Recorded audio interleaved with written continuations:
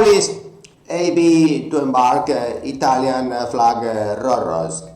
We know there is many Polish offshore, many Polish ABs for the flag of convenience, many Polish AB also for the northern ferry, and also there is many young ABs that are looking forward to have social security, 2 years unemployment. That means when you have 2 years work, the Italian flag, after 2 years you're employed directly by the ship owner, 20 years you have the pension, sanitary assistance, the whole lot of the European social security. Also the ships in the Mediterranean waters, Roro ships, cargo ships, 37,000 tons, are nice weather, full Italian crew, and very good Italian food.